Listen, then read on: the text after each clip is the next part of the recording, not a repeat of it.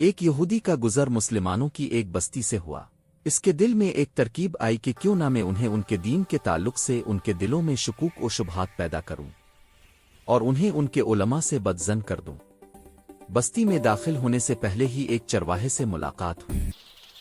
یہودی نے سوچا کہ کیوں نہ اسی جاہل سے اس کی ابتدا کی جائے اور اس چرواہے کے دل و دماغ میں اسلام کے خلاف شکوک و شبہات پیدا کیا جائے۔ یہودی نے اس چرواہے سے ملاقات کی اور کہا کہ میں ایک مسلمان مسافر ہوں۔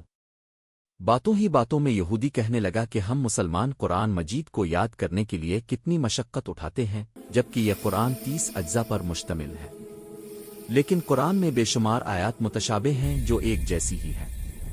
بار بار دہرانے کی کیا ضرورت ہے؟ اگر متشابہت کو نکال دیا جائے تو قرآن اور بھی مختصر ہو جائے گا اور یاد کرنے میں بہت آسانی بھی ہو جائے گی۔ چرواہا اس کی بات غور سے سنتا رہا اور خاموش رہا۔ جب یہودی کی بات مکمل ہوئی تو چرواہے نے کہا کہ تمہارا خیال تو بہت اچھا ہے۔ یہودی دل ہی دل میں بہت خوش ہوا کہ یہ چرواہا میرے جال میں آ گیا ہے۔ پھر اچانک چرواہے نے کہا کہ میرا ایک سوال ہے۔ یہودی نے کہا، پوچھئے۔ تم چاہتے ہو کہ قرآن میں جو متشابہت تکرار ہے اس کو نکال دینا چاہیے؟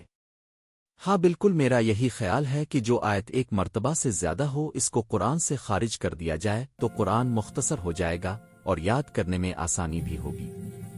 چرواہے نے کہا، مجھے ایسا لگتا ہے کہ تمہارے بدن پر بھی بعض اعضاء ایک سے زیادہ ہیں جو تکرار پیدا کر رہے ہیں جس کا کوئی فائدہ نہیں ہے۔ کیوں نہ تمہارے 2 ہاتھوں میں سے ایک ہاتھ کو کاٹ دیا جائے، 2 پیروں میں سے ایک پیر ہی رکھا جائے اس لیے کہ یہ تکرار ہے۔ 2 آنکھوں کی کیا ضرورت ہے؟ کام تو ایک آنکھ سے بھی پورا ہو سکتا ہے، کیوں نہ تمہاری ایک آنکھ بھی نکال دی جائے؟ 2 کان اور 2 گردوں کی کیا ضرورت ہے؟ اس میں بھی تکرار ہے۔ اگر ان تمام تکرار والے اعضاء کو نکال دیا جائے تو تمہارا بدن بھی ہلکا ہو جائے گا اور غذا کی مقدار بھی کم ہو جائے گی اور تمہیں زیادہ جدوجہد کرنے کی بھی ضرورت نہیں رہے گی۔ کیا خیال ہے؟